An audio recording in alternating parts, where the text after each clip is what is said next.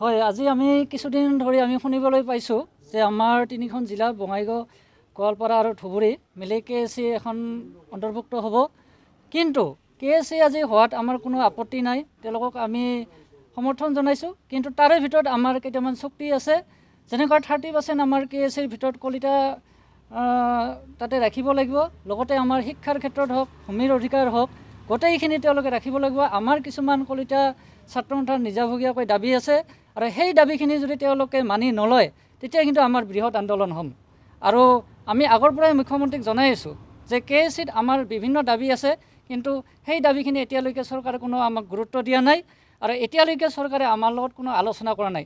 যদি আমাৰ এই দাবীখিনি মানি নোলোৱা কৰি যদি তেওঁলোকে KSC দিব বিচাৰে, তাত কিন্তু আমাৰ বিৰোধ আছে।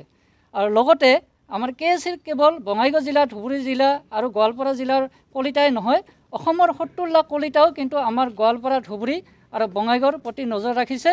দৰকাৰ হ'লে আমাৰ তিনিখন জিলাৰ যদি কিবা কলিতাৰ ভিতৰত সমস্যা হয়, কিন্তু অসমৰ 70 লাখ কলিতা ওলাই আহিব আৰু অসম কঁপিব, তেতিয়াই কিন্তু চৰকাৰে আমাক দায়-দোষ দিব নোৱাৰিব।